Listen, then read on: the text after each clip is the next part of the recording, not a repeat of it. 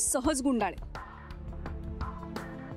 गुरु जोवर स्वतः शनायाला काही वावगं करताना बघत नाही ना, तोवर तो ह्या गोष्टीवर विश्वास ठेवणार नाही. वावगं म्हणजे नक्की काय? अरे म्हणजे कुणाल आणि शनाया नुसतं हॉटेलमध्ये गप्पा मारून काही होणार आहे का? आपल्याला अशी काहीतरी सिच्युएशन क्रिएट करायला हवी ज्याच्यामुळे गुरुचा संशय आणखीन वाढेल. त्याला कळेल की प्रतारणेचं दुःख काय असतं. त्यावेळी राधिकाने गुरु आणि शनायाला एकत्र बघितलं होतं. तसंच ह्यावेळी जर गुरुनी शनाया आणि कुणालला एकत्र बघितलं तर त्याला धक्का बसेल. हो पण हे कसं शक्य आहे? एक मिनिट मी सांगते. हे बघ, तू शनायाला फोन करायचा, तिला घरी बोलवून घ्यायचं.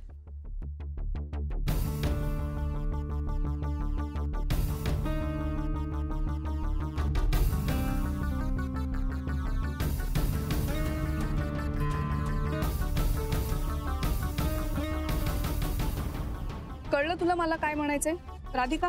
नाही नाही रेवती, हे असं काही करावं असं नाही मला वाटून राहिलं. पण का? तेच ना, नको का? नाही, शर्या कशी असली ना तरी हे तसे नाहीये.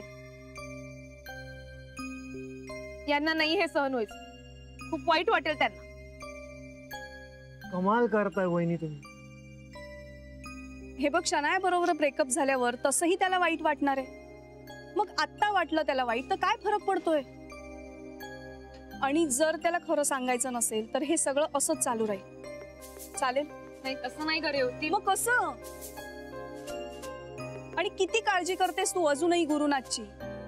विसरलीस का गुरुनाथला आणि शनायाला एकत्र बघून तुला किती धक्का बसला होता? आणि हीच वेळ आहे, जर तुला वाटत असेल की शनायाने गुरुच्या आयुष्यातून कायमचं निघून जावं तर ही रिस्क आपल्याला घ्यावीच लागेल. हो ना राधिकाताई, आता इतकी लढाई लढलीच आहे तर थोडक्यासाठी कशाला बॅकआउट करताय? एक्झॅक्टली. कुणाल, तू आत्ताच आता शनायाला फोन कर आणि तुझा घरी बोलव.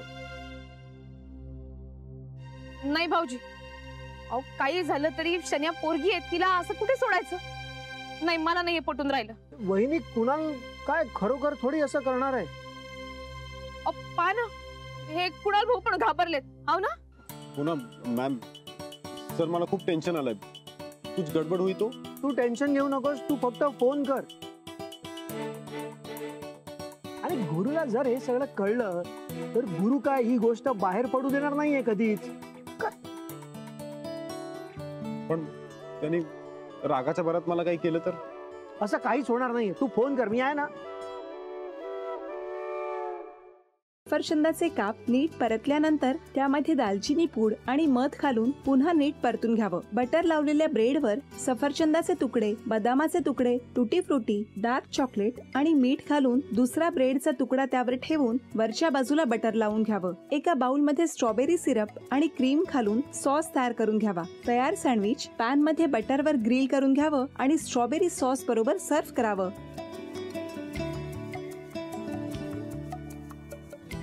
हे जेव्हा बोलत होते तेव्हा मी बघत होतो की या दोघांनी स्वतःचा संसार उभा केलाच, पण स्वतःच्या संसाराबरोबर अनेकांच्या आयुष्यात आनंद निर्माण केला.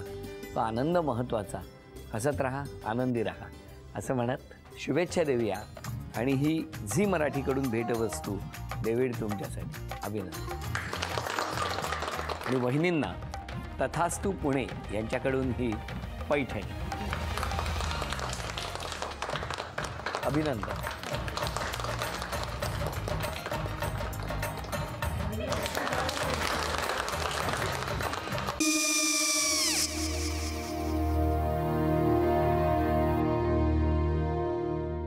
काय गो?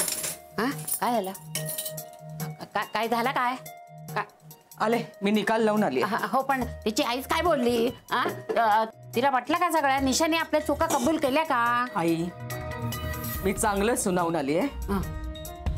त्या तिची बाजू घेत होत्या पण मी लक्ष दिलं नाहीये.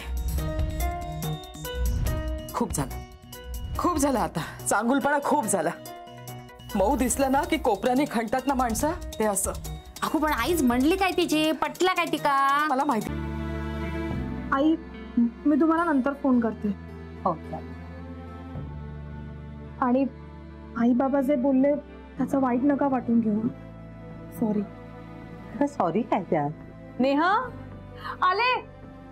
आई मी येते. होय काकू येते.